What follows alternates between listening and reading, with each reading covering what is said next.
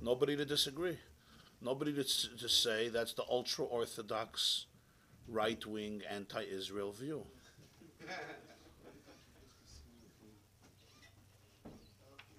I hear Rabbi. Since I'm a populist, next time I'll do it. Just Okay, let's learn the Gemara. I hope we could finish. It says I should mention to you, I have a equipment, his name is Roskin, which means horse trader in how do you say it? Roskin. What language? It's like German, I think. He's a Yiddish.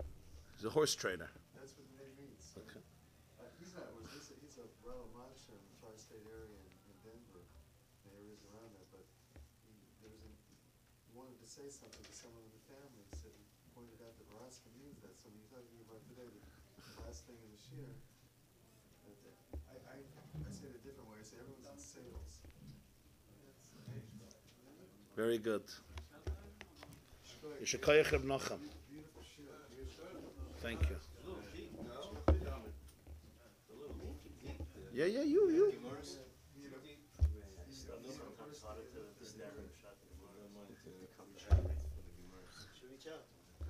Okay. Daf Yud Amid Beis, right?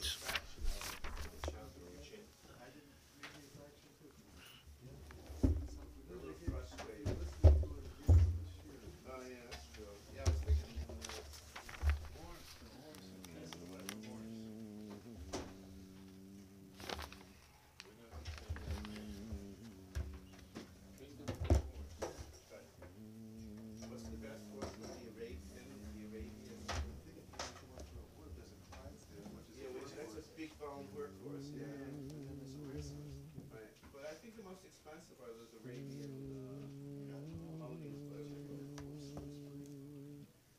yeah, there's a documentary on that, a real guy that goes around the country. That's a documentary. Actually, like the Rabbi was saying, horses that, have personality issues, connecting with them, amazing.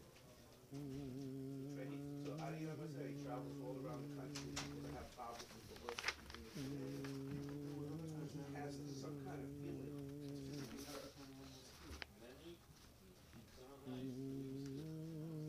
So I got you. Rabbi.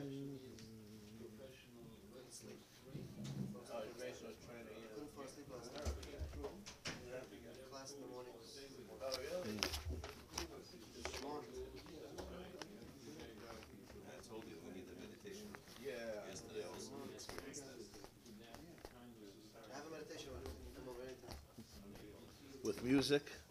Music, Sauna, swimming pool. No, that's not in my house.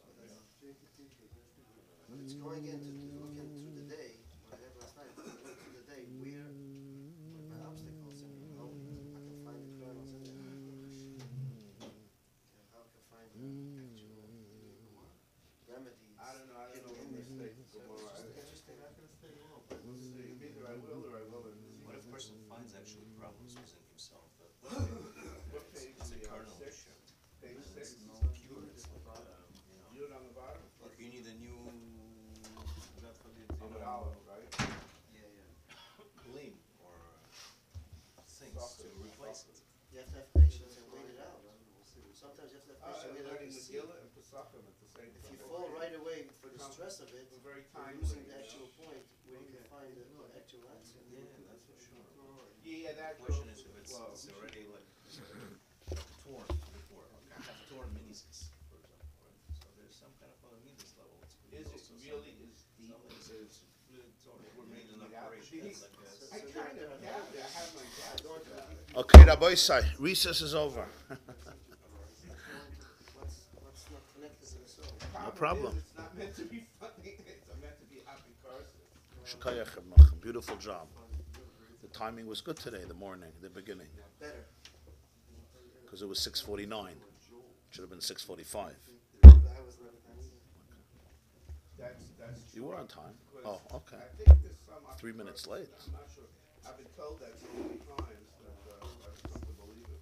No, if Shia, that's called for 6:45. If it starts 6:47, I think it's fine. That's what I would say. No?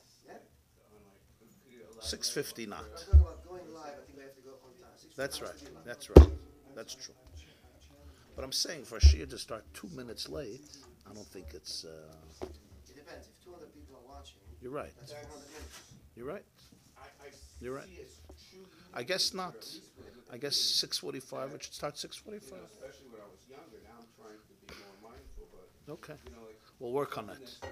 Be'ez Hashem Yisbarach. Rabbi Litzman is here, so there's always somebody to begin with. You don't sleep, huh? I don't have time to process it, to understand it. Yeah. Very good. Not only Belitzman, there's 5 others in our daily. Yeah, they call it As soon demagoguery, as we're live, politics. these 5 are like, boom, all right, when it's time. Yes, So that's 6 scapegoating, I don't come. demagoguery. The main problem is And then, like you say, the more internal sense. They come late. Yeah. You're right. Me included. Okay. Tayir Yidin Psachim Daf Yud Amud Beis on the top. Good on the base, on the top. On the top. Got it. The Gemara now continues with the 9th and final last scenario of your chametz being lost, misplaced, or having a mouse obstruct the entire process. And the last case is hiniach bezavizu umatza bezavis acheres.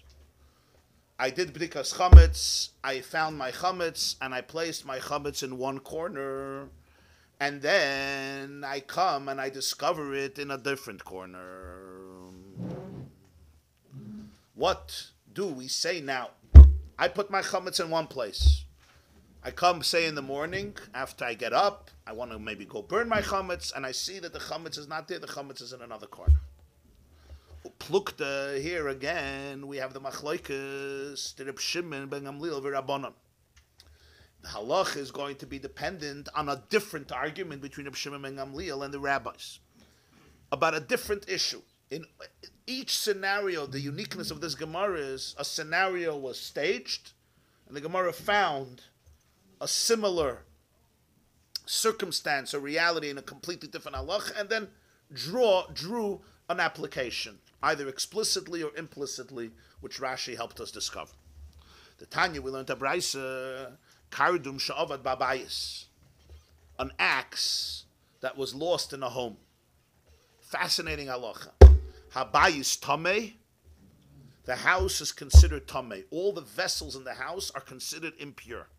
Shani oimer, because I assume that Adam tameh nichnas l'sham, an impure person, walked into the house unetaloi and took the axe, and in the process may have touched other vessels in the house.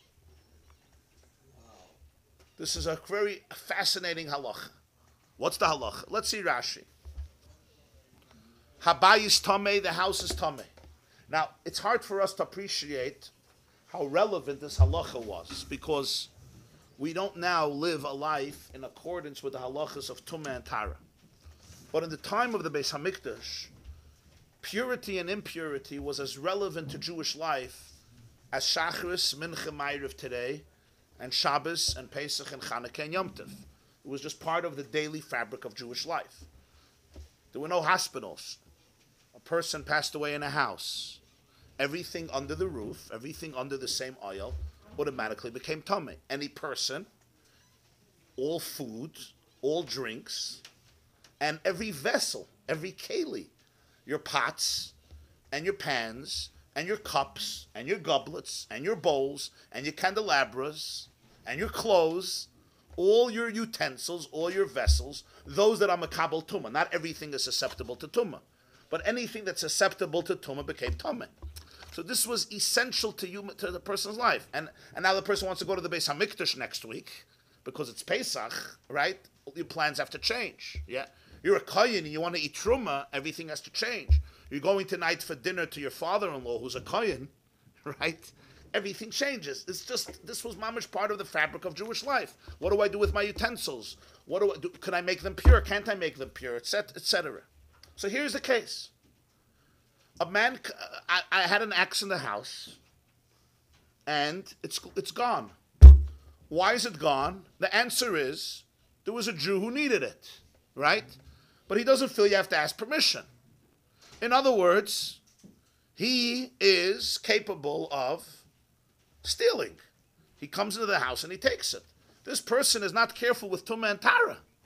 And there was so much Tumah out there that if you were not careful with Tumah and Tara, the likelihood is that you're Tumah. It's not like Tumah is rare and unique. Tumah is so common, right? A Nida is Tumah, a Zav is Tumah, a Zav is Tumah. A person emits seed, a Balkari, he's Tumah. He can't go into the Beis HaMikdash, he can't eat Truma until he goes to the mikveh. If you're not careful with Yiddishkeit, naturally you're Tumah.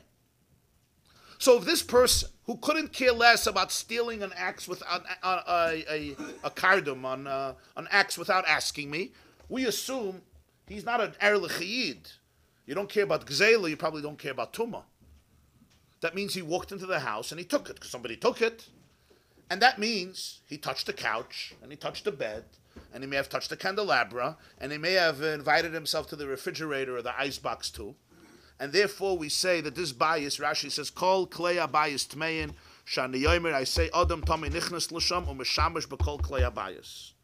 Because a person is not, even though he only borrowed it, you're not allowed to borrow something from somebody else without his consent. Isn't it a multiple suffix? Unless I know for sure that you wouldn't mind. It says, for example, by tefillin, nichale le'inish lavid mitzvah b'mamayna, right? If I know for sure. But if it's a question, I come in, I take your laptop, because I need a computer, I'm only taking it for 3 hours. Or you leave your keys in your car, so I take your car. This person is called a gazlan. It's called shoyel shaloi midas bailov. You're not allowed to borrow something without the consent of the person who owns it. This man walks into my house and borrowed, quote unquote, he borrowed my axe. He didn't ask me. This in halach it's called cheskas rasha. This basically assume the person who is careless about morality, about Yiddishkeit. And therefore, he's even inferior to an Ama'aretz who's Becheskas Tameh. An Ama'aretz is a Jew who is not literate and not scrupulous with halachas of Tumah and Tara. Here it's more. It's basically his behavior is completely inconsistent with halacha. So therefore, he could steal, he can borrow, not steal. He can borrow my axe without permission. And therefore, we say, the house is considered Tameh. Fascinating halacha. Why do you penalize the... I don't penalize. Tumah is not a penalty. Tumah is a fact. It's a cause and effect. Yeah, it's a fact. It's not a penalty. I'm saying if we're going to have a series of predicates here for assumption, why don't we assume, like for example, if there is a... Yeah. I can think of one option. But for example, if you look for a leniency in the past It's a cases, suffix on a suffix. It was a suffix in the first place that he was Tomei, and then there's another suffix that he touched something in the house. So, like you said, it's a series of predications. Why are you mocking a suffix on a suffix? the path example, when we How said did we that know that somebody actually took it? the mace was perpendicular to the path, not parallel to the path. Oh, well, maybe we misplaced Why do it. we take on that it's every single, you want to say there's... Granted. Why are you being mocked on every single The answer is, first of all, Safek Tumah B'Rishus HaYachid is Tameh, even a Svek Sveik, according to most opinions. Besides that, we don't consider it a Safek if somebody's Tameh. But you don't know. It's just the whole thing. But I'm saying in the ancient world, unless you were scrupulous, a person became Tameh. This is based on a hazaka that he's a gana. He's Becheskas Tameh, right? Which is not like a Safek. I mean, we can't say it's 100%, but It's an evidentiary presumption. right. It's an evidentiary presumption. Very good. Evidentiary presumption, yes. Yeah, exactly. Yeah. No. Yes. Language of a lawyer. So therefore we assume he's Tameh. Reb Shimon ben Gamliel, Nobody assumes that someone came in. You misplaced something in the house. Someone assumes. if you're in yeshiva, if you're in a dormitory, these are concepts. If you're living in a bungalow colony in the olden days, bungalow colonies, it's not so... yeah, if everyone is living in their own mansion with locked doors and video cameras, yeah, we know it doesn't happen. Nobody comes into my house. You're right. We're talking about a place where these things happen. When you live with a person who has a severe OCD, It wasn't really. when you see the ox on the table, So then he needs a therapist to help him. I mean, obviously. Reb Shimon ben Gamliel says, Habai is tahir. Wrong. The house is pure. Shani yomer, because I say, sorry, you're a little absent-minded. I assume that the owner hishiloi la'acher. The owner lent the axe to somebody else. V'shachach, and he forgot. Some people are not so conscientious. You know, again, it's more the loose type we spoke about earlier. And he forgot. Or he may have taken the axe from one place in the house. He put it in some closet, he put it away. And v'shachach, he forgot. Both of these situations he forgot. B'meila, because that is what I assume, so you're right.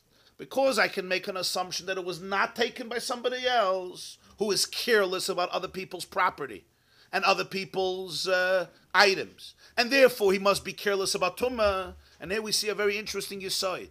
If you're careless about other people, you're also careless about God. It doesn't work. Lenny, this is for you. It's not pshat. When it comes to tumah and taira, he's very, very frum.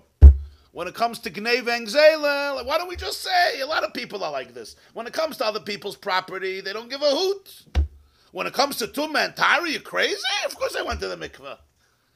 That's not an assumption.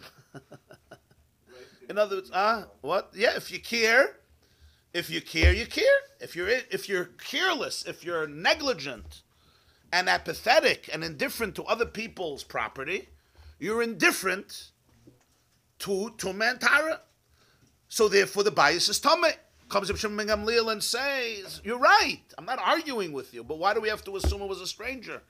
Let's assume that you're just a little absent-minded, and your wife will probably agree, and therefore you were out for lunch, and you lent it to somebody and you forgot, and that's why it's not here. You forgot to ask him, or you forgot to bring it back, or you put it somewhere in the corner. You're saying it's a rishon l'tila? The axe? No, the axe is gone. The kalim in the house would be... I'm saying the axe itself was the thing that caused the tumor, right? So I'm asking the axe itself. Well, the axe is gone, so we don't have the axe. I have no axe to grind. I'm saying before it was left, before he stole it. Yeah. So the axe was never really tummy. No. Nothing was tummy. Nothing was tummy. We're just assuming... Because he's not. Ataza. But because it's tumas maga. Yeah. Because he touched it. So why is everything in the house tummy? It would have to be a higher level of tuma, metalphalin, movable. He was looking for objects. He touched many things. So his level of tuma. He's a guy who touches things, obviously. He touches things. What I don't get is, how do we take on as an assumption, because he's not careful, he's tummy mace, you're saying. Yeah. And he touched Yeah.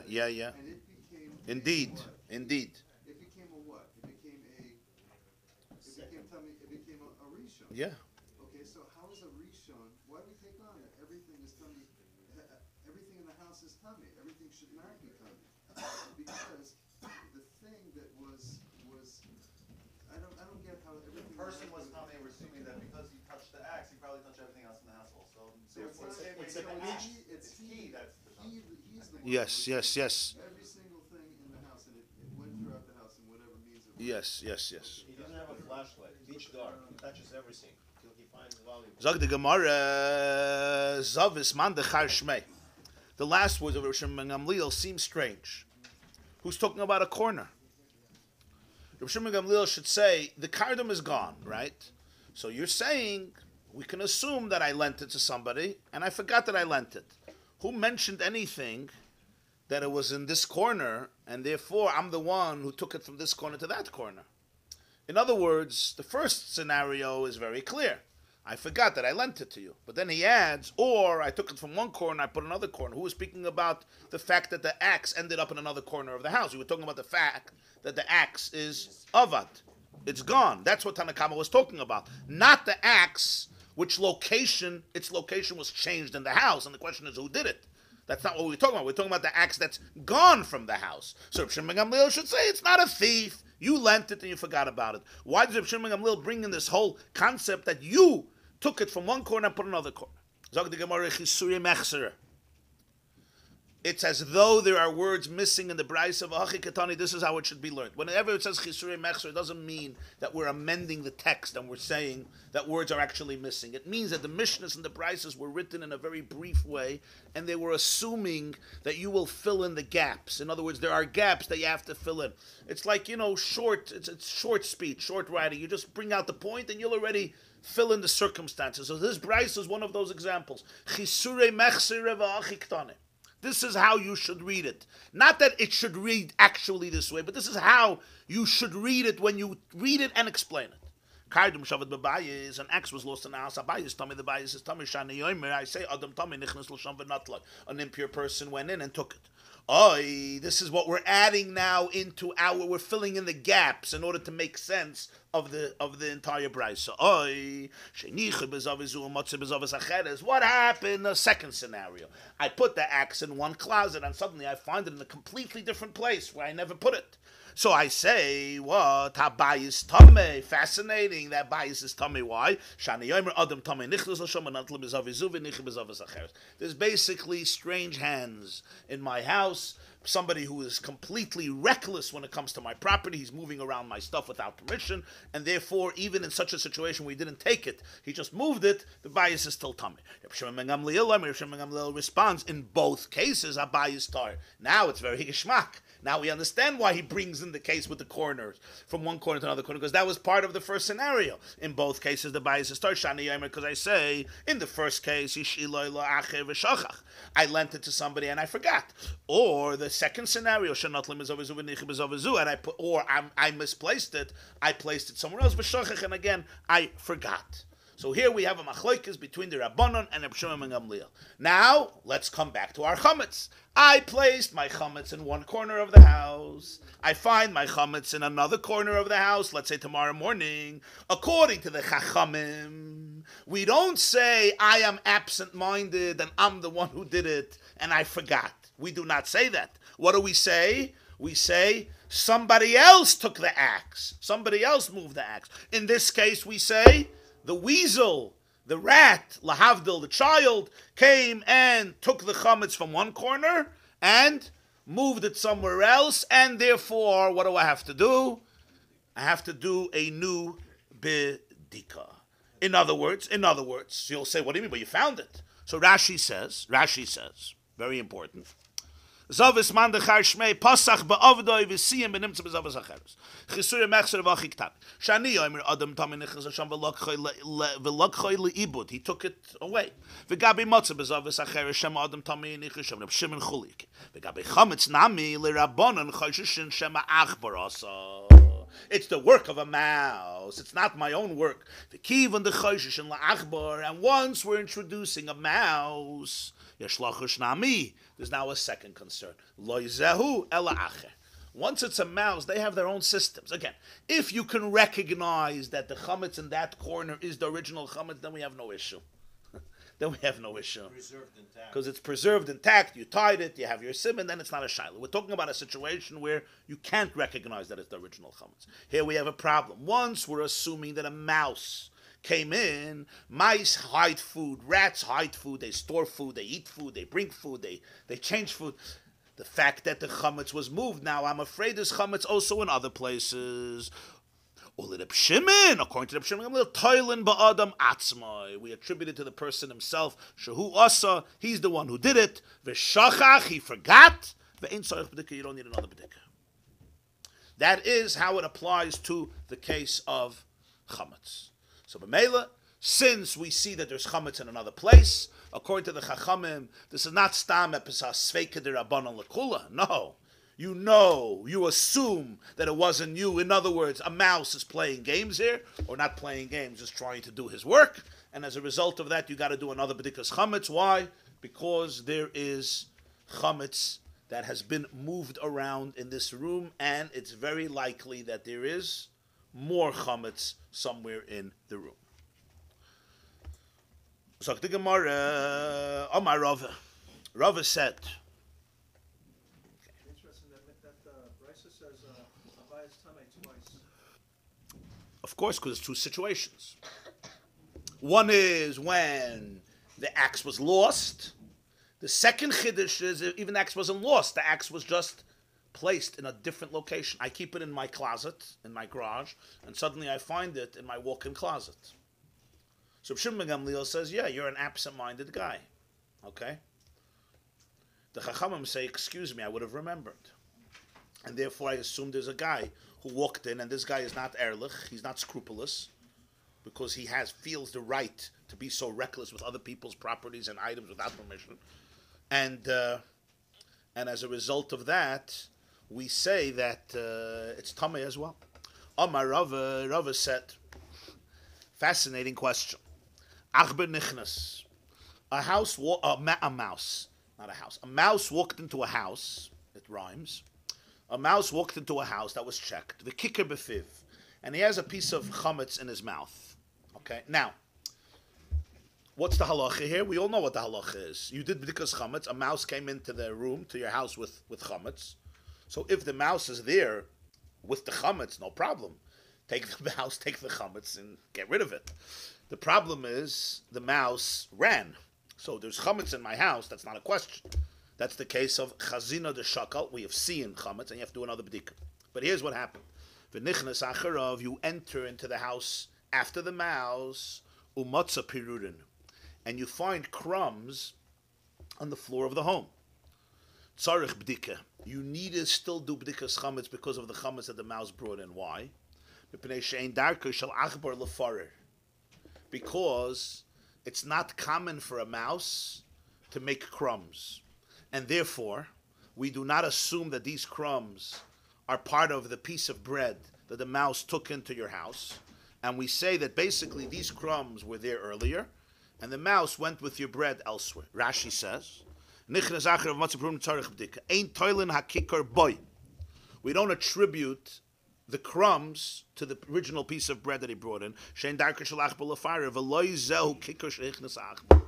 We do not assume that this is the kikkar that the achbar brought in. So I would assume that's the crumbs from the bread. Ah, I would assume it's the crumbs from the bread. Because the animal usually goes after the bigger piece than the smaller okay, piece. so let's explain. If you would have found only a few crumbs, you wouldn't need the chiddush of Rava. It would be pashut. If you only found a few crumbs, then obviously a lot of the bread is not here. So even if you clean up these crumbs, you still have to go look for the rest of the bread, because he may have left over part of the bread, right? There's a few crumbs here, because these crumbs don't account for the entire bread. The chiddush of Rava, Tosfos is going to explain, is that the amount of crumbs that you found can account for the size of the bread. That's the chiddush. That's a big chiddush. If it's a couple of crumbs, why should you not do b'dikas chametz? The mouse came in with a nice bagel, or a little piece of a bagel. You have 5 crumbs. It's not a bagel. You got to look for the rest of the bagel. The rest of the bagel may be somewhere else. Maybe he ate it, but maybe he didn't eat it. Ain't safek motzim midei vadai, right? Got it. But if the crumbs can account for the size of the bread, this is a chiddush. That nonetheless you can't assume and say that this is a vadai. That's moitzi midei vadai, because these are the crumbs. Here it is. And the answer is because we know the genetic makeup of an achbar it's just not part of its instinct. It does not leave crumbs. We'll soon see the contrast. And therefore, he does not make crumbs and leave the crumbs. He may make crumbs in order to eat small dosages, but he doesn't make crumbs and then leave them without eating it. Just an achbar never does this. And because of that, we have to do another b'dika of the house. Amar Rava said, Tinik nichnas v'kika b'yada. A child goes into the house with a piece of bread. V'nichnas acharav, and then you go in after your child. You're like, oh my God, it's Erev Pesach. Umatzah and you find crumbs. Ein sarich b'dika. Why? They shedarko shel tinoik lefarer. Children are not mice. Children have the avodah of taking challah and cookies and making crumbs, and just l'shem mitzvahs making crumbs in the kitchen so that he can test the patience of Tati and Mami and bring out the best in you as good, nurturing parents who come into the dining room and see mounds of crumbs and smile. Darkei shel tinoik lefarer. Fascinating. An achbar has one agenda. I want to eat. I'm making crumbs. I'm not leaving crumbs. It's too scarce. A tinoik Baruch Hashem is not so worried, and therefore the period itself becomes a reality. So we assume that these crumbs are the original kikar. Again, Rav is talking about that you didn't find 3 crumbs. If you found 3 crumbs, you have to ask where's the rest of the cookie that your tinnik had. Rather, you found crumbs that can account for the whole kikar. If not, you would need another bdika. Tosfos makes this clear. Yeah, take a look. There's enough crumbs to account for the whole bread. Now he says an interesting thing.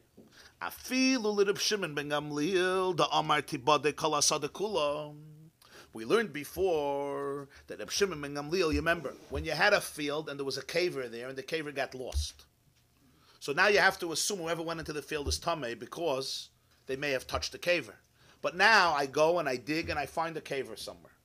Do we say that who caver sha'avad, who caver sha'matzah? That's Rabbi. Reb Shimon ben Gamliel says no, tibade kol hasadekula. You have to check the whole field because I can't assume that this is the caver. Maybe it's a second caver.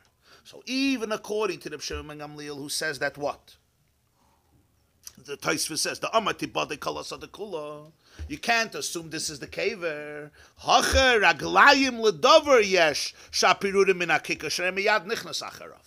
Here, over there by the caver, I have no proof that this is the first caver. Maybe it is, but maybe somebody buried another corpse there, just like there was a first corpse. So I have to check. But here there's raglayim ledover. Raglayim ledover means there's evidentiary presumption.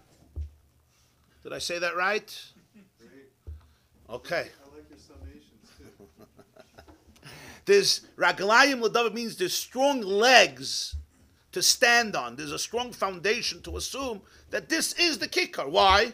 Sheremiyad nichnas acharav. You walked in right after him and you saw the crumbs. But mainly, even if Shimon ben Gamliel would agree that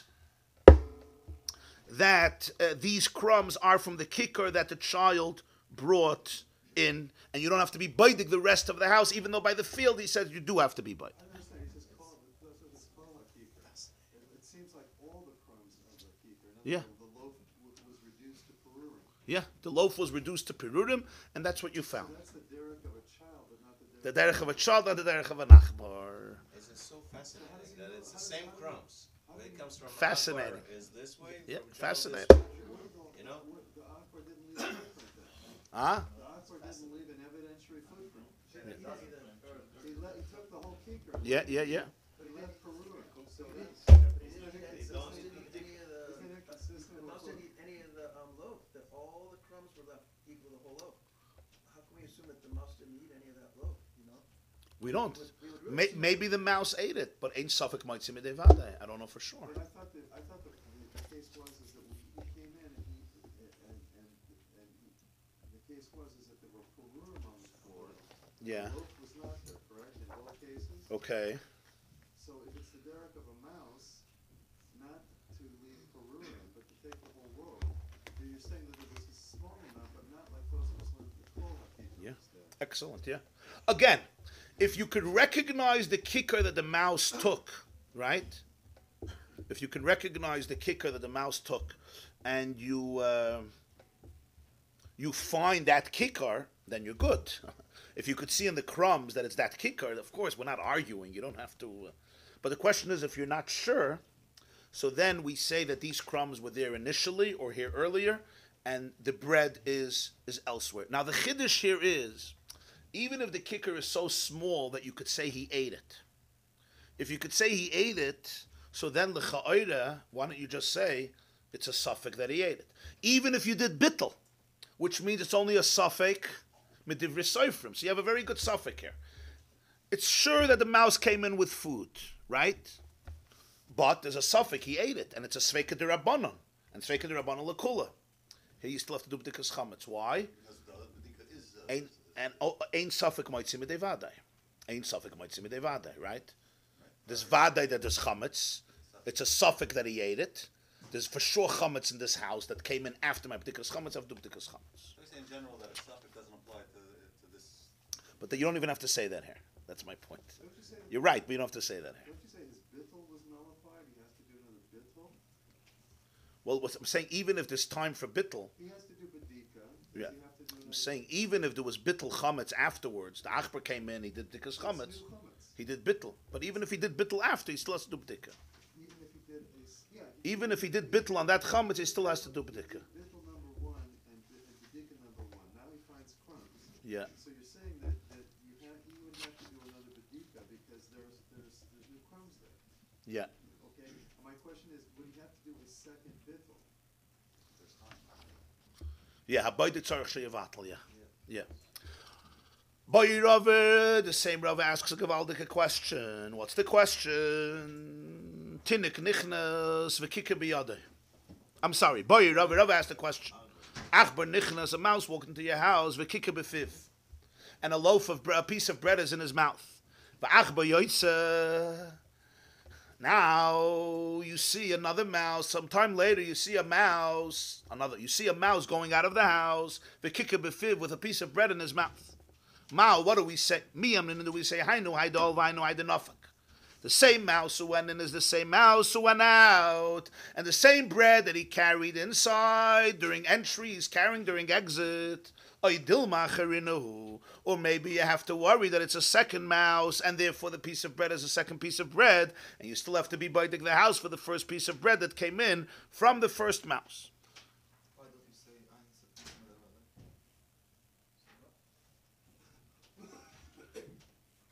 Because it's a vade that he took it out. Maybe it's not the body, It's it's not the a same vade. piece. Right, that's what he's saying. came in, but I don't know. Right, that's what he's saying, that maybe it's something So it's a else. boy. I'm just asking why it's not the. It's not Okay. the body, it's the same mouse, it's not the body, This- it's the same piece. So this question could be asked both according to Rabbi and both according to Reb Shimon Gamliel about that caver that was lost. You lost a caver, you found one. Do you say this is it, or do you say it's a new one? Rabbi says this is it. You don't say there's a new one. You lost it, you found one, it could be it, it's it. Reb Shimon Gamliel says, no, I'll be baidik the whole field. This question now goes according to both of them. Why? Because since the mouse that came out had a kicker befiv, just like the mouse that came in, so therefore Reb Shimon Gamliel might agree that there's raglayim ledavar, there's a very strong presumption, evidentiary presumption, a very strong foundation and basis to say that the achbar that went out is the same achbar that came in. On the other hand, since an achbar that comes in is with food, and it's not like his nature is to run out, they find their places, they eat, they go hide the food, etc. That's generally what they do. They don't just hang out and expose themselves with food once they have it.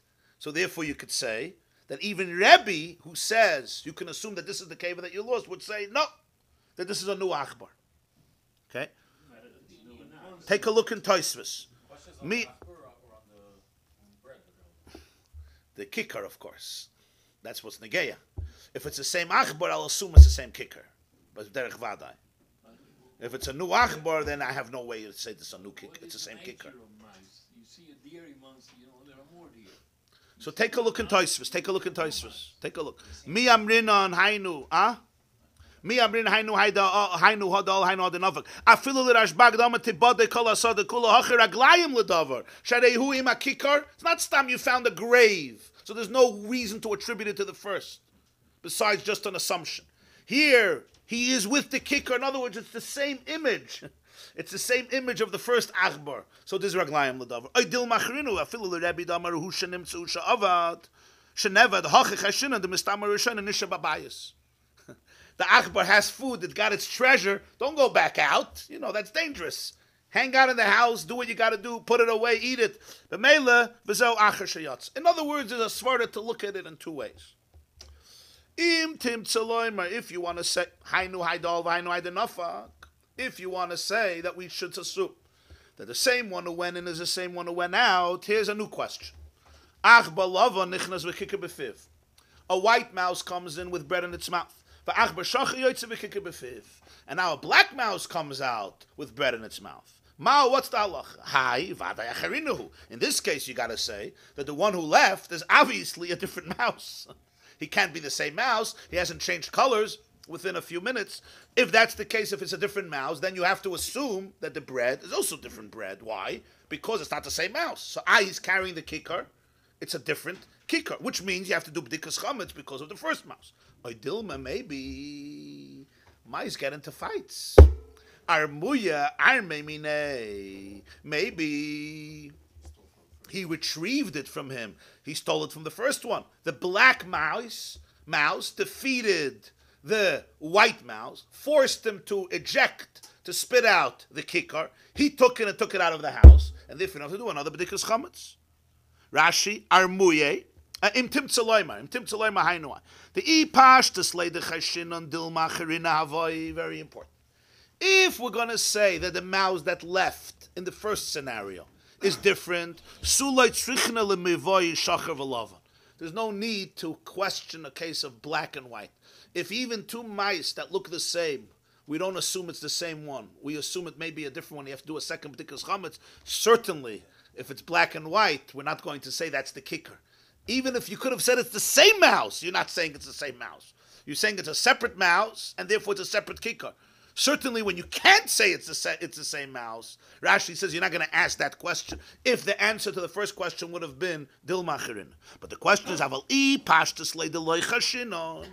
That's the imtim tzaloyma. You see, Rashi's explaining. But the Gemara is very precise. Imtim tzaloyma. If you want to say that the answer is that you're not afraid it's a second mouse, akati shachav alavin mibayalon. I still have a new question about black and white. Do I say that the black mouse that came out is taka, new mouse, but the kicker is what? Is the same kicker that he retrieved from the first achbar. So in the first case, both of them were in the same color, and therefore it's easier to say that zeh shenichnas hu zeh sheyatza. In this case, you can't argue that it's the same one, it's two, but nonetheless, we can argue that the second one stole it from the first one. Akati, still. So this Rashi is very important because he's explaining the words imtim tzaloyma, right? Imtim tzaloyma. Yeah, in other words, if we would have had an answer for the previous question and say that we are afraid that it's two separate mice, even though it's the same color, this question would be absolutely superfluous. It would be completely unnecessary.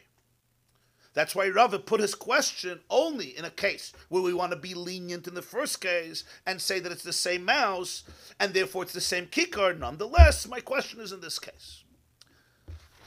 Im tim tzaloyma, if you think we're done, not yet. Im tim tzaloyma, even if you want to say achbarim le shakli ma'adodi, mice don't take from each other. And therefore, we must say that what? That this is a new mouse with a new piece of bread, and the old piece of bread is in my house and I need b'dikas chametz. I have a new question. Achbar nichnes, a mouse came into my house which was checked from chametz, v'kika b'fiv, and bread is in his mouth, v'chulda yoytza, and a weasel comes out, v'kika b'fiyah, and a piece of bread is in her mouth. In the previous case, it was a mouse and a mouse, black and white. So you might say mice are civilized towards each other, because there is a culture. No, there's a culture of mice that, that today we actually know pretty well. But weasels and mice are starch enemies. So therefore, here everything might change. Do we say, Chulda vadame achbar shekalte? For sure the weasel chapped out, it took the bread from the achbar. Oidilma, no, acharinahu. Or maybe it's a different piece of bread. Acharinahu doesn't mean it's a different mouse, because it's a weasel. It's a different piece of bread. And I'll prove it to you. If it really took this bread from the mouse, she should have been carrying not only the bread, but also the mouse. The mouse is as tasty as bread. In fact, it has nutrients for the weasel that the bread doesn't have. It's called protein, huh? He wants sandwich. He wants a mouse sandwich. Huh? So therefore, yeah, for the weasel it's not sick. Yeah, Rashi, huh? Armuya, hishlichoi mimenu. He shlichim menu means he made him throw it away. V'notle, and then he took it. V'notlehu v'chavere b'chagigi nokte b'yad man miramele min yadi. Who's going to throw it out of my hand? Okay. So therefore, if it's a chulda. Do we say the chulda certainly took it from the achbar, and therefore you don't have to do another b'dikas chametz, because weasels do take away bread from mice? Or you say, no, this is obviously a new piece of bread, nothing to do with the mouse. The mouse went on with its piece of bread, you have to do another b'dikas chametz, and my proof would be that the chulda is only having the bread in its mouth and not the achbar l'cha'irav. The chulda went and fought the mouse, and a weasel is much more powerful than a mouse. Obviously, he should have had the achbar too, as Rashi says, l'didei have a shakaleh, sa achbar atzmei haya maybe. We would have seen in its mouth not only bread, but also a mouse. If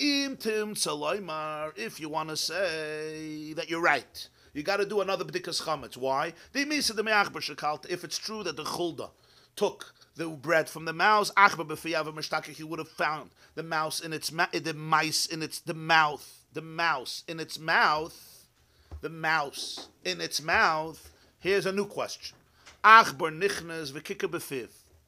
A mouse enters and there's bread in its mouth. And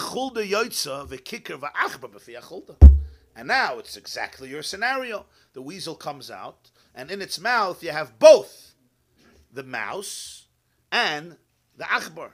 The kikar v'achbar, the bread and the mouse, are in the mouth of the weasel. So l'chayda, you have a good proof that what? That this kikar must be from the achbar. Because your whole taina was, where's the achbar? If you took his bread, why didn't you take him? The answer is I did take him. So great. So then I don't have to do another because chametz. You assume the same thing. Oh, maybe it's another mouse. 1 second. Here for sure, it's the kikar that the achbar brought in. Because the chulda is coming out with the achbar and the kikar. Dilmor, maybe. Im isa the iyuniyu. If it's really true that this kikar is the same kikar that the mouse brought in, kikar befi achbar mishtakach havabayish tekuchei. We should have found the bread in the mouth of the mouse, in the weasel, right? Rashi, kikar v'achbar befi chulda. Achbar nichnas v'kikar befi v'chulda yoytza k'she nichnas boy livdaik ubefi a kikar mikan v'achbar mikan. In its mouth there's a kikar here and a mouse here. Do we say, obviously, this is the original kikar and that's why the achbar is here? We say, no. If it would have been the original mouse with the original kikar, then what? Then, kikar b'fi achbar mishtakabar. He took the mouse, which had the kikar inside of its mouth. That's how you should have found it. It's not how you found it. Obviously, mouse dropped it. Yeah, when he was in pain. In other words, 1 second. Okay, that's the other side. What are we assuming now? That the weasel should carry the mouse with the kikar still stuck in its mouth. Why? Because when the weasel killed the mouse, which it does, and it does often, it wouldn't have bothered to take the bread out of the mouse because it wants the mouse. So take the mouse as is with the bread inside of it. And therefore, what am I afraid? I'm afraid that this mouse that the weasel has in its mouth is not the original achbar that you saw going in with the kikar, and therefore the kikar that it has on the other side of its mouth is not the original kikar. You have to do another b'dikas chametz. Oy dilmor maybe mishum biyasusahu. The mouse was frightened. Nafal, the piece of bread fell out from its mouth. Ushkalte, and the weasel took it. That's why. In other words, you can assume it's the same mouse. It's the same piece of bread. Why is the bread not in the mouse? Because the mouse got terrified from the weasel. It dropped the piece of bread. The weasel now took both of its victims. It took the mouse and it took the bread. Is that a way the weasel is eating the mouse and he's also going to stuff in the bread on top of it? That's the two sides. Rashi. I don't know about weasels, but I know about lizards because I once took the grandchildren to a museum where they had lizards and they fed them laboratory mice that were dead. And every time they fed it, it picked it up and it gave it a big whack. And I asked somebody, why do they do it? So The lizard they gave want it to a break whack? its neck first. The lizard gave it Even away? if, they go like this. So it would seem it would fall out the bread. Mishum biyasusa. Maybe weasels kill a different way. Yeah, that's, I don't know. Don't I try just to go by weasel lizards. out of it. They're doing studies on the big Weasels universities. could use their hands. So what? These are all the questions that Rava raised, and he wants to know: do you have to do another b'dikas chametz? And the answer to all these questions is teiku. Teiku means let the questions stand. Teiku means from the word come, let the questions stand, meaning we have no answer. We have no way of answering these questions. So what do? We go with Chol. Do common sense. No, I'm saying, but the Maisa he has comments there. How does that help? Very good. The mice. No one make sure the mice. Make sure they're dead. That's why they kill them. Someone comes ask a Shiloh, he'll say, Teku. 80% of the But weapons cats are opposite, for example. Cats what? Cats are opposite because cats they play with mice, so they want them to be alive. Everybody eats mice. It's a cat. The cats sometimes keep them alive, yeah? They keep them alive to play with, Where this lizard probably kill it just to make sure it's dead. So lahalacha, the Tur paskins in all of these four questions, right? All of these four questions. The first case was very clear, the difference between a mouse and a child. That we didn't ask. But all the four questions that Nava asked. Question number one, you see a mouse go in with bread and you see a mouse go out with bread. Question number two, you saw a mouse, white mouse go in and black mouse go out. Right? Which made the question l'cha'ira very different because it's for sure a different mouse. Question number three, you saw a mouse go in and you saw a weasel come out with the bread.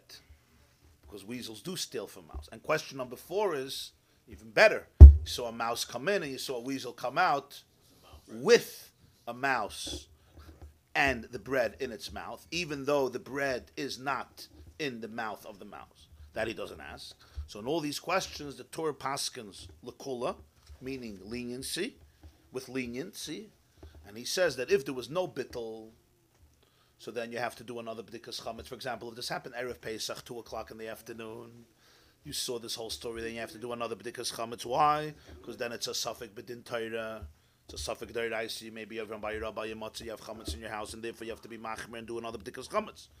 But the Torah says if you already did bittul, you don't have to do another b'dikas chametz because it's a suffix b'din d'Rabbanan, because bittul you already did, d'oraisa bittul ba'al masagi, and therefore you're good. That is the shita of the Torah lahalacha in Erechayim Hilchas Pesach Siman Taf Lamed Ches, and the source of that is already in the Rishonim. The Ravid says that in all these cases it's a suffix. Teiko means it's a suffix, whereas the Tosfos Yom Tov says Teiko is Tishbi, Yataretz, Kushis, V'Boyas, which means Eliyahu Hanavi will answer all these unresolved questions. So because the Gemara itself establishes that this is a suffix, so Mela we say Sveika D'Rabbanan L'Kula. Again, it's only in a case where it's a suffix D'Rabbanan because you already did bittul. I should just add that the Rambam has a shita that whenever the Gemara says Im Timtza Loimar, it's actually paskening like that. Whenever the Gemara says Im Timtza Loimar, if you want to say, it's actually embracing that view. And that's where the Rambam in Hilchos Chametz Matzah believes that the Im Timtza Loimars are actually they are verdicts. That when the Gemara says Im Timtza Loimar, it means that there's a psak that it doesn't need b'dika. So achbar nichnas v'achbar yotzei, right? We said Im Timtza Loimar. The lashon was Im Timtza Loimar, that the one who went in is the one who went out. It wasn't just a possibility, according to the Rambam. That Im Timtza Loimar is something you should embrace. You should embrace la halacha, and therefore it does not need b'dika. The same is true when you had Im Timtza Loimar achbarim lo shakli mahadadi, right? You remember Im Timtza Loimar achbari lo shakli mahadadi? What is that? That mice don't take from each other. So that means if it's a white mouse, it did not take from the black mouse. Or if it's a black mouse, it did not take from the white mouse. So the Rambam paskins like that it doesn't take from each other, which means that you'll have to do another b'dikas chametz. The next Im Timtza Loimar was Im Timtza Loimar that if the weasel took it from the mouse, it should have had the mouse also in its mouth. That's again a psak din, that we say it didn't take it from the mouse. And therefore, you'll have to do another b'dikas chametz. So if you see a mouse come in and come out in the same color, then you don't have to do another b'dika because that's the Im Timtza Loimar. But the other Im Timtza Loimars actually mean that you have to do another b'dika. On the other hand, the last case, right, the Gemara doesn't give an Im Timtza Loimar, and therefore we say that if it comes out with a mouse in its mouth and the kicker, then you do not need to do b'dika as the din of Sveika D'Rabbanan L'Kula. So the Teku goes on the last. Very interesting how the Rambam learns, huh? The Teku goes on the last case or on all these cases? No, the Teku goes on all the cases, but the Rambam holds that we paskin according to the Im Timtza Loimar. So Not that the Gemara says Teku. The Gemara says it doesn't know. Teku, it means that they didn't. No, it means how we. But lahalacha, you have to know what to do. So lahalacha, he says we follow the Im Timtza Loimar That goes throughout Shas, the Im Timtza Loimar? according to the Rambam. You could even comes to, it might set up, even from the tour, it might even set up, yeah. Yeah, okay, good. But that in Saloma is a din in the Gemara, correct? It's not how we pass it. Right, yeah. Zog the Gemara, let's finish the piece. Boy Rava. Rava is the man who asks all these questions. So Rava says, Kikar b'shmei kaira. If you have a kikar, a piece of bread, b'shmei kaira. Shmei kaira means on top of the rafters. Tzarich sulam lahirida ein tzarich. Do you have to bring a ladder and climb the ladder in order to bring it down, or you could leave it there? What's the question? Mi amrinu, we say, kula hai lo yatrichu rabbana. The rabbis did not make a person go through such exertion because kivan de lo nachis minavshe lo yaseh lemichle. Since this piece of bread is not coming down on its own, it's a piece of bread, so a person is not going to come to eat it. In other words, there's no natural reason for this piece of bread to fall off the roof where it hasn't fallen off all this time. So therefore, we're not afraid that a person is going to see it on Pesach and eat it.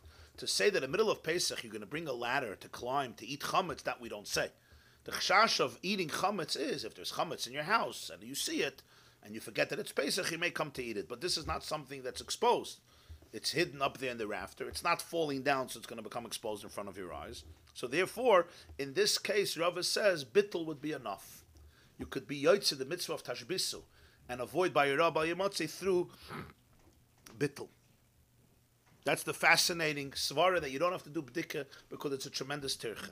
Or we say oidil mazimn and the nafal vasal mechle. Or perhaps we say sometimes it could fall down and you're going to come to eat it. And if you come to eat it, so therefore the rabbanon would be very afraid of that, and therefore bdikas chametz is chol even on this. So you have to bring a ladder and schlep it down. In other words, there's no way you're allowed to leave any chametz in your house, even if under natural circumstances you have no access to it. Like work, let's say work is closed for Pesach.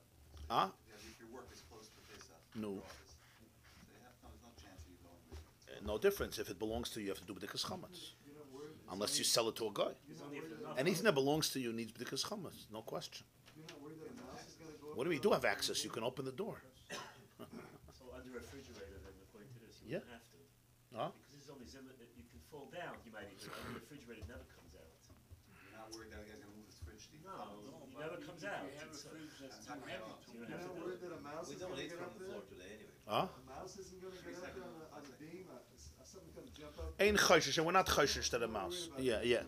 If you want to say zimn and enough of michli, sometimes what it's called fall down, and you may come to eat it, and therefore you have to do b'dikas chametz. Here's another question: kicker b'boyer. What about if it's in a pit, in a cave, in a cistern? It's not falling down because it got to go up. The laws of gravity are not changing in the middle of Pesach. Sarich sulam la'loisa ain't sarich. Here do you have to bring a ladder? In other words, if the whole idea is that it may fall down and you may come to eat it, here it's not going to fall down, so maybe you don't have to bring a ladder and go down into the pit and bring it up. Obviously here there's no chance that the bread is going to come up on its own and therefore you won't find it in the middle of Pesach and eat it. So therefore just do bittel and you're good. Oidilmor maybe, zimnin maybe, the nachis lemevet, sarche. Sometimes you're going to go down in order to do some needs. Maybe you need something in the pit on Chalamayat Pesach, and you may find chametz and you may come to eat it. So therefore, b'dikas chametz is chal even here. If what? Why? Because there's chametz in your rishus. But why do we say that he may go into pit, but he may not go up the rafter? Yeah, the rafter you don't have to say that it may fall down. With a rafter, it's much stronger. But even from a rafter, even if you don't want to go up there, it could come down. Here the chiddush is it's not going to come up, but you may go down. And therefore they made the chiyuv of b'dikas chametz. How far were they concerned? Which, by the way, this is the Gemara that the Tosfos, if you remember, that Bezam and Aleph asked, why do we have to do b'dikas chametz? Since we're doing bittul anyway, I mean, I tell you the bittul is enough. Why do you have to do b'dikas chametz? And Tosfos was machadish. Shema yaveh la'achloi. What was his proof? His proof was this Gemara. Because here the Gemara, clearly it seems to be indicating that the svara to do b'dika or not to do b'dika is how much access you have to the chametz and you may come to eat it, right? This was Tosfos' big proof from this Gemara, Kikar b'shmei kaira, right in the beginning of Tosfos Daf Beis. Huh? If you take a look, Daf Beis Amar Aleph, take a look. It's kedai to look because it's one of the big yisodos of Tosfos. Why do you have to do b'dikas chametz? So he says right away, Nirali, the first Tosfos of Pesachim, the Afal gav the sagi b'bittel lechmiru chachamim liv the chametz levade shlo yavei lach levechein mashma lekamon the boy Rav Kikar b'shmei kaira edil mezimnin the nafal vasel lemichle. The question is why were they machmir here? And the answer is because you eat it all year and therefore, loy b'dili mine, people are so accustomed to it. What does it actually do with this Gemara? It's easier that the time of the week is.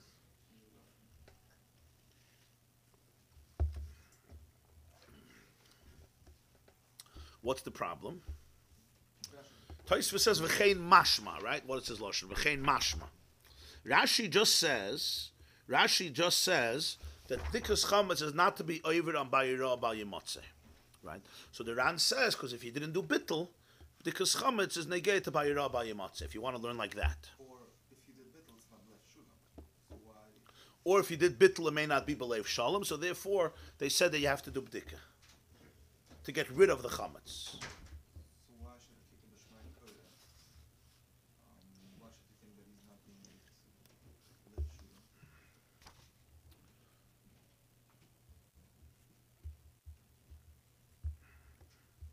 No, we're talking about generally. Generally, the chametz in front of you, yeah, you appreciate it, you enjoy it. So we're afraid that the bittul may not be belev shalom. That's how the Ran learns. If you want to say sometimes you're going to go down in order for your needs, and therefore come to eat the chametz, and therefore you have to do b'dikas chametz. Here's a new question: Kikar b'fi nachash. You know what kikar b'fi nachash is? You have a piece of bread in the mouth of a snake. How do you do that? A mouse you can deal with, a weasel you can deal with. What do you do with a snake? Tzarich chaver, that you have to hire an expert on snakes, lahoitzi, in order to extract the bread from the snake, or ain't tzarich, or you don't have to. Chabar, you're right, chabar, a mumche. Rashi, kikar b'fi nachash, baya bam pinafshi. It's a new question. V'loy domi lahanach de la'el, v'loy gar synonym tim tzaloymer. Take out him tim tzaloymer because it's not a question. What's the question? Begufi atruchu rabbanon. The chiyuv of dikas chametz is a chiyuv on your guf, but not on your money. In other words, they're not going to tell you to go spend money and rent a chaber, rent an expert, in order to take out the bread. Or maybe there is absolutely no difference. You need an expert to take out the bread. Not to take it out, to deal with the snake. Somebody who knows how to deal with snakes. No? What's the case? The snake passes by with a piece of bread in his mouth. He's Just scared cut to off death. the head of the snake. Does he eat bread? Will he open up What's the thing? the case? He comes out with a piece of bread, so we're scared that what? That It's in the pit. crumbs It's in the left pit. there It's in a pit. in a pit. It's down there. You don't want to go down there because it's a sakana. Is that the point? Yeah, you don't want to deal with it. It's very dangerous. We learned before about scorpions, same It's thing. not going by. It's down. Yeah. So you rent an expert. You hire, don't rent, you hire an expert to deal with it. So maybe it's chametz in your house. It's chametz in your house. The nachash may spit it out. You may come to eat it. Again, you have to remember, it's hard for us to relate to this because, thank God, the surplus and abundance that even poor people have today, between food stamps and the soup in the shul. But in the olden days, these were serious stuff. It wasn't. Aren't you worried that the snake is going to A village. There was a drought, and there was no bread. And people died from hunger. You found a piece of bread. The last question you asked was, the levels of hygiene, and if a mouse has or a snake has touched. We're questioning about wine. So what's wrong with the snake is going to inject its venom into the kicker. You're going to eat. Right, but lapoil, there's chametz in your house. Even if you're not going to eat it, you're right. Even if you're not going to eat it because of the venom, there's chametz in your house. So you got to deal with it. They translate it as charmer here, a snake charmer. Okay, a snake charmer. I hear a snake charmer. Somebody who deals with snakes. Somebody who deals with that, I guess a snake charmer. So the Gemara Teku, all these questions once again stand in their place. We have no way of resolving them. And here again, the Tur in Siman Taf Lamed Ches Paskins according to the Klal that if you didn't do bittul, you have to do another bdika. But if you did bittul, you don't have to do another bdika. Meaning the question of the kikar b'shmei kaira, and the question of the kikar in the boyer, and the question of the kikar by the nachash. If you didn't do bittul, you have to hire somebody to get this out of the snake. You got to bring a ladder. You got to go down to the pit. If you did do bittul, because the Gemara has a suffix, so we say sveika de rabbanon le kula. It's not right. That's an even better question. That's what you were saying. No, I'm saying, I was thinking of Sakana, he's saying a different point, that it's not part of the thing's killer. It could be the venom, it could be the venom from the snake. What do you think? The whole reason the Gemara says Could be a how far venom, they could go be down. a venom. Basically, under the refrigerator, places you don't have to do. You're never gonna go under. Yeah, but You're never gonna move it. sometimes people do move a refrigerator to clean, no? During Pesach, But you could. No. What if the plug? You're saying a refrigerator. What if the electricity goes out, and you have to fix something in the plug of the refrigerator? You may move it, right? oh, so it's similar to might fall down. Yeah, might fall down or may burn. No, I want to know what that point about the last Right? Sometimes it happens. The refrigerator is not working. You got to plug it out, plug it in, check the plug. Right? So you'll maybe push out the refrigerator and the chametz is there. So it's the same svara. We have a case later, chametz shenafel of mapoilus. Chametz is buried under a heap. That's a whole different Indian. That's almost like a nachash. Then you need shovels. You need shovels, and you got to dig with it. Yeah, that's a different. That's hareu k'mavur. If it's a big heap, if it's 3 tefachim, that the dog doesn't smell it. But if a dog smells it, then you have to. Yeah, I know what you're talking about. I just want to hear your thought on it. Now you got to explain the whole sugya here. Alpinister. Yeah, you can get All it the on, questions with the mouse and the weasel. It's the same. What's happening today? Boy, Rav is butching sich. I had this application in the there's a place, No. Tzion. The whole thing. Tzion. Same mouse, not the same mouse. Black, white, a weasel with a mouse, a weasel without a mouse. It's all madregus and dealing with chametz. And if you still need dikas chametz or not. Does it always have to be that something is banister also? Always. Always, yeah? So the Gemara was written in such a way that there is an historic. Nigla and nister is mamish one. It's Torah achas. If it's a nigla, it's a nister because it's a shtalshalos. It evolves from it. I think the Shulchan Aruch The physical comes from the spiritual. So that I remember, From somebody he that says, said I that those are remember the historic short marks, matzah. Rabbi. yeah. Oh, wow. secrets. Yes, Reb Lenny. And the Shulchan Aruch Harav, it's a different. We're discussing whether soft matzah like the Yemenites sell in Borough Park today is a difference between Ashkenazi and Sephardi. Whether we can eat it. And Yeah. I maintain it's not. And in the Shulchan Aruch Harav, he says, I remember the soft matzah. I remember also my sister eats it. The only reason we have hard matzah is because of the pogroms. That when we had the soft matzah only lasts for a few days. So there was this big rush before Pesach to bake all the soft matzahs. Then we had all these blood libels came. So we started with hard matzah. It has nothing to do with Sephardi and Can Ashkenazi. we eat the soft matzahs today? That's the question, yes or no? On Pesach. What's that? I mean, different people have different chumras, but halachically, Right. I'm saying. It might not be in your Sorah, it might not be your I'm minhag. mistaken. I thought you said that the Ramah Paskins for Ashkenazim, that we shouldn't eat the Tamani bread on Pesach. Certainly That we were able to because start baking the hard matzah like months in I advance. understood that to be the case. Is that not the case? I never heard that. And it probably was I never heard that. Maybe I don't remember such a No, thing. are you saying that people? I don't think the Muslims All ever people could eat had the these Tamani blood matzah. libels. Muslims didn't. It was only the I mean, some people have their own stringencies, but halachically, So I stand corrected, Lenny. No, you don't stand corrected. there are minhagim of people, but I'm talking about string. I'm not talking about a minute. Right. But a minute kedin in Israel, right? So you're saying that it's a minute that people stay away from that because they're worried about Yeah, it. they stay away from a lot of things. These people don't eat anything on Pesach. If a person brought that to his table first time Pesach, he goes to the mitzvah. Yes, absolutely. But we don't do it because In fact, from the Gemara, we see clearly that's how it was done. Because the Gemara says 9 piles of matzah, 1 pile of chametz, indistinguishable. I was asking Ms. Monazet, I told them that that was the point. That's how it was Right. that they look alike, the same. Lenny, why did the pogroms make them make hard matzah? What's the connection? The hard matzah was able to stay fresh for many months, many weeks. You can see, you can have a piece from last year, it would taste the same almost.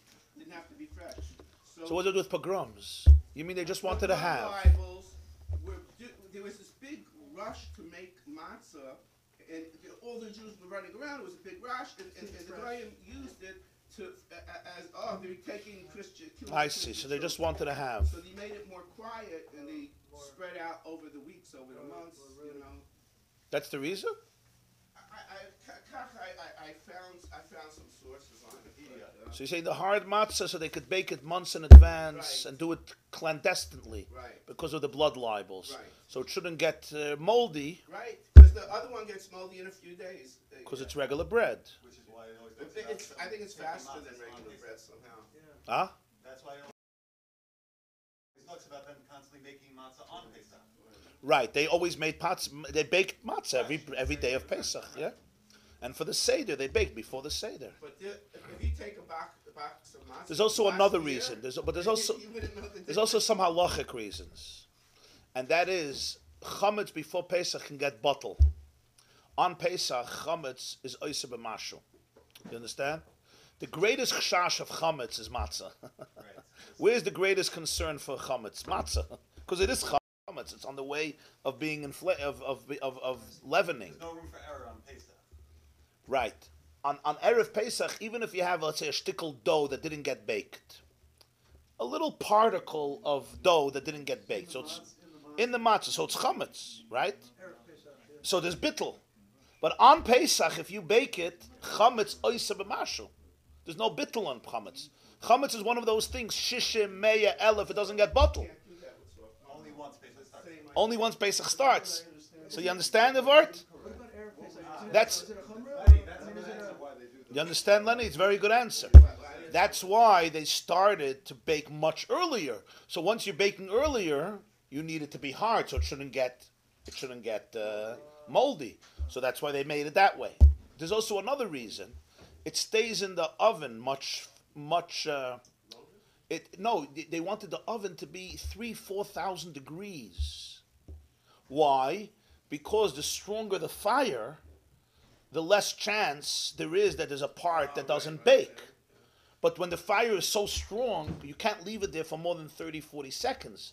And even then, you'll see how many matzahs are burnt and like, charcoal and black and almost toast. It becomes like a toast. The Yemenites do it today. Huh?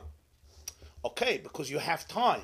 But the Ashkenazim, who were very, very stringent about things, so they developed these things. So that's another reason. Besides what I said about bittul, you want the fire to be very, very strong, which means you could leave it only for a few seconds because afterwards it's going to be absolute toast that you can't eat anymore. Matzah toast.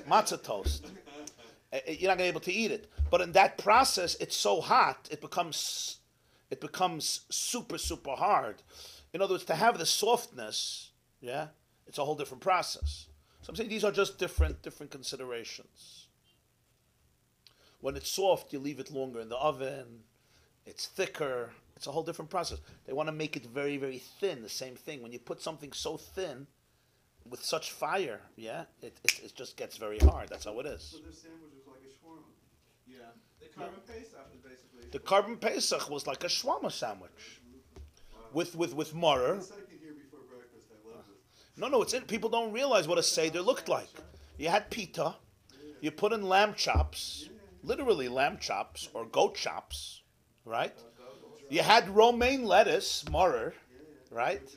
So you had matzah, you had maror, you had your carbon Pesach. It was an extraordinary sandwich. Vegetables, maror, bitter herbs. If you liked charif instead of schug, you put in your maror, your bitter herbs, your chrein. If you didn't like it, you had romaine lettuce with your lamb chops. You had a beautiful carbon Pesach. Kein asa hillel. Haya koirich Pesach matzah maror. Yeah, it was the best meal of the year, and they reclined, they felt good. You know, when we eat koirich, we're fahakt our koirichs. We want to stressed out. It's beautiful, I'm just joking. Huh? Our koirich is like, okay, the meal is coming. But then koirich was everything. Kain asa hillel. Okay. If it looks the same, how did it not become chametz? Because it didn't ferment. But it did. It didn't just ferment. like any other. What? No. They put it in the oven before, and once in the oven, it's fine. Once it's baking, it's fine. They didn't put yeast. It kills whatever fermentation process is going. It just The fermentation process gets interrupted. Oh. Yeah. It's not that it's chametz chas v'shalom. It's just Ashkenazim developed a bunch of stringencies just to avoid all the. But historically, That's why the machine matzah became such a controversy. Historically, what period are we talking about that the I have to look. But these are other reasons. I'm just adding to the reasons for the Well, you're saying that for the reason our matzahs changed. Our matzahs changed much earlier. Yeah, I saw once in one of the Rishonim that they had matzahs the thickness of a tefach. Really? That's not pita. That's a thick lafa. It's not even lafa. A tefach. It was hard. It was hard to the touch. Well, you don't know. Mamish. In other words, that's how thick it was. You're dealing with a huge piece of bread, like bigger than a bagel, thicker than a bagel, like a triple bagel or something. So what period did they show it? What year? Yeah, I saw that somewhere. It was thick of a tefach. Not that this was common, but Which period in the Rishonim? Which years in the Rishonim? I have to look. They make rolls. We're gonna get to that sugya, Blinada. Spanned what period? Rishonim is usually considered from the 1000s About 1,000. through the 1400s. So then it was a tefach, and it was like The 1500s is the transmission between 1400s and 1500s between Rishonim and Achronim. So it was like a tamani bread, but much larger, much Yeah, thicker. Temani bread, but even thicker. Yeah. The Tanaim and Ameirayim go from the 1st century before the Common Era, all the way till the 5th century, the 6th century after the Common Era, right? Which continues with the Rabbanon Svurai, the final rabbis of the Talmud, and then the Gaonim, a few hundred years, till around the 1000s. The 1000s is considered the era of the Rishonim through the 1400s, and then starts the era of the Achronim. For the next few hundred years, and then starts the era of what we call Achroinei Achronim. Is it Ga'ainim? What was the Ga'ainim? The Gaonim is between the Gemara and the Rishonim. Oh, So that's the 7th century. Ravina and Ravashi were the last. Ravina and Ravashi are the 5th century. Then you have the Rabbanon, they seal the Talmud. I thought it wasn't the 4th century, 323, 350. That's Abaye Rava. The fermentation is by bacteria. Bacteria, yeah. Bacteria dies when Right, the temperature goes up. Yeah. I When the never temperature goes up, it kills bacteria. That's why when you put it in the oven. understood this bacteria, right? This is something that you think is a good time. Doesn't grow. I It's don't know. accurate. Oh, very nice. I don't know how to. Spores. It fleshes it out. It Whiteness says, Yeah, very on the nice. grape that but forms. do you think it's accurate? Yeah, it looks excellent. There's a whiteness. It's a fungus, That's yeah. fungus, right? Yeah. So I think that's why we make wine out of grapes, is because of that fungus, right? It ferments. So why isn't that fungus? That should be hummus. That is I yeast. don't know if the pictures are accurate. You think the pictures are accurate? Once it dries, I doubt it. How does it rise? How does it rise? That's a good question. That's a good question. That always bothered me. Beautiful. I mean, You know, for me, it was, only it's in a really very to humid clarify climate will something. you have very lots of nice. yeast. Right. But I like to fix things in, because my wife's a historian, I like to fix things in history because it makes it easier for me. Yeah, it's really good. I found something called Pebbles. It's someone published this thing. I was asking Rabbi why what he thinks of it. Yeah. Thank you for Gewaldig. Have a wonderful day. A lot of atzlocha. After Chatzos Erev Pesach, it's And also remember Rosh to look at those mice when they carry the bread. Make sure.